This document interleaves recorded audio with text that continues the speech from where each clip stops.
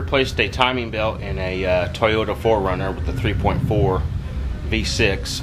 Let me show you what's going on here. Pretty simple to do. It's not very complicated, but let me show you. So we got the there's the old timing belt that's in there currently. So we had to take off the fan shroud, fan, pulleys, belts, basic stuff, that kind of thing.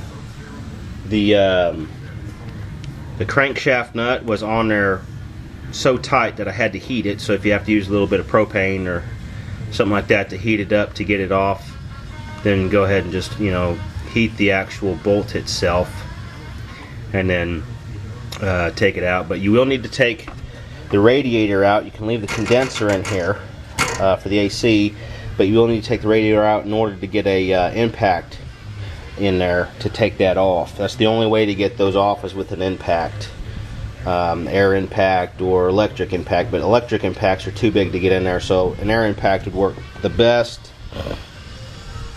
But anyways, you can see it's a dual overhead cam setup, so you can see there's a timing mark here. Very easy to tell where everything goes. You can see right there too as well. There's a little notch and it's marked with a little bit of paint.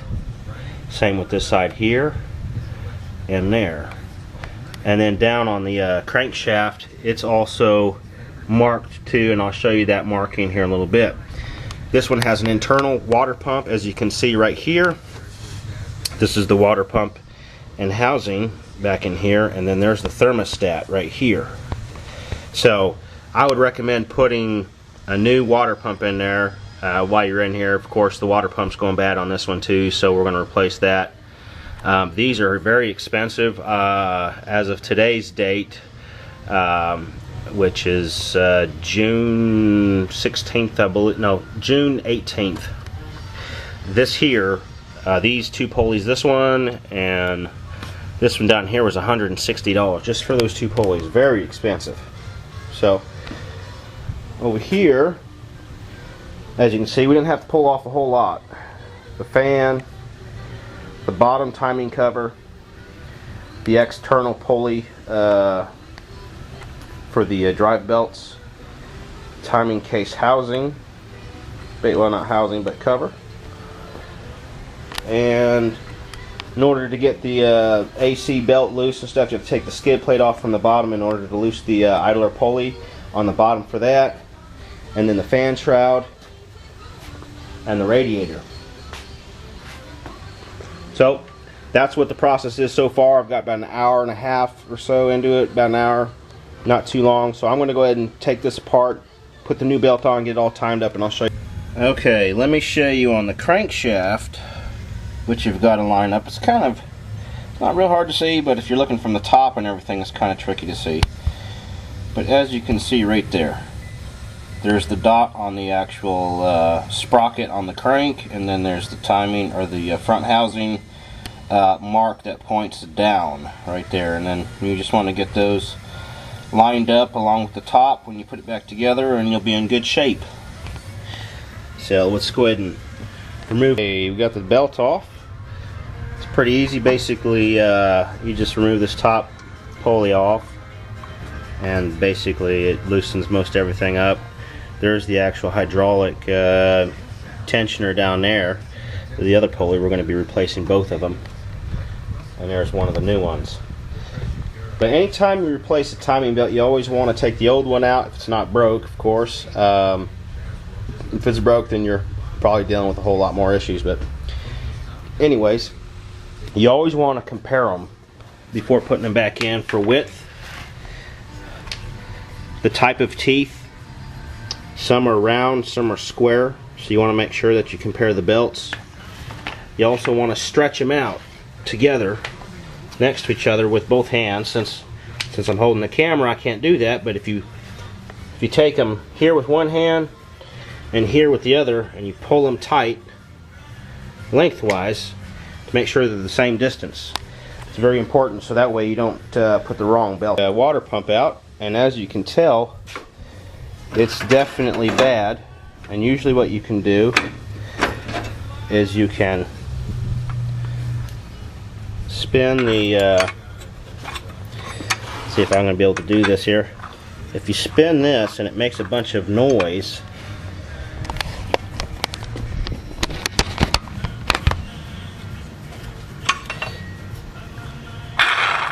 such as that,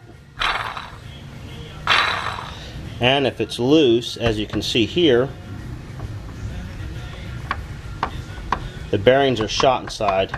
You can always usually tell when a water pump starts going out because it'll start making this kind of noise. Just kind of a grinding noise. And as you can tell, this one here, nice and smooth. There's no play in there at all. So that's how you can tell if the water pumps are bad or good. So next step is put the water pump back on, put the belt back in. Let me show you what we got going here.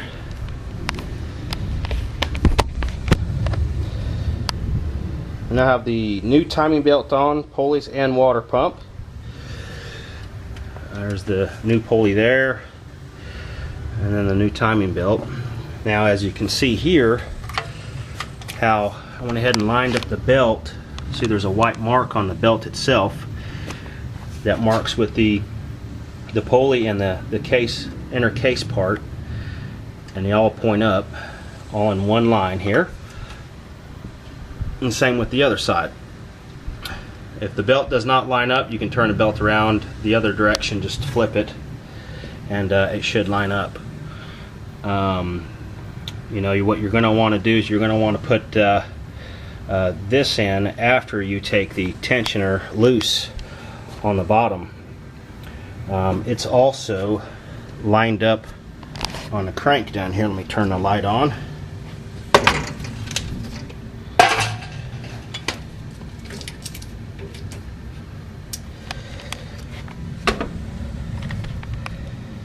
Let's see here.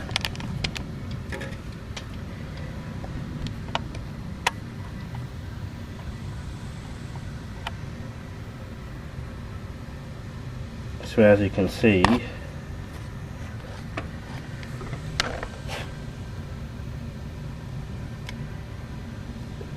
that points at that mark there.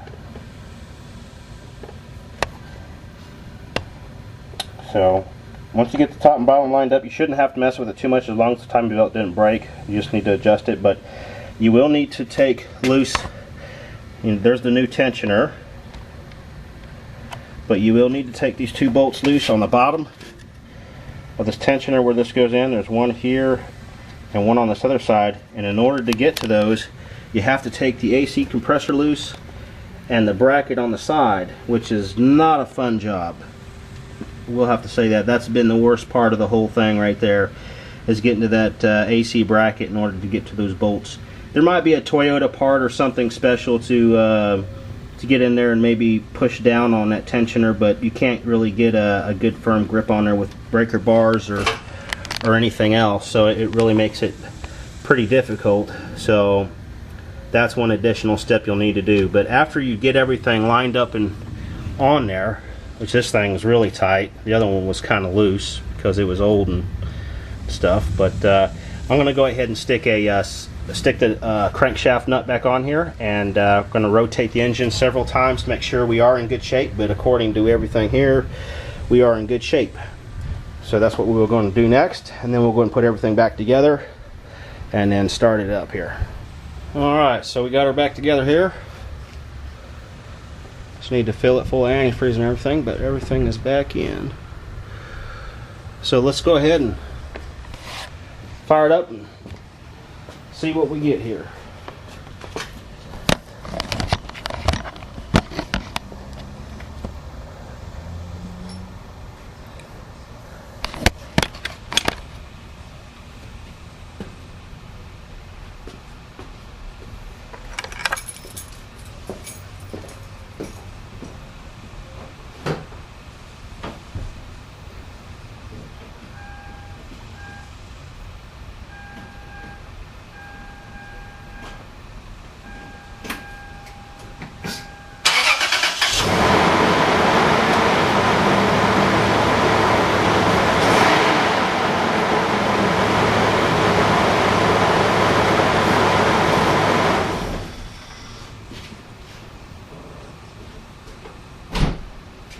Good to go there.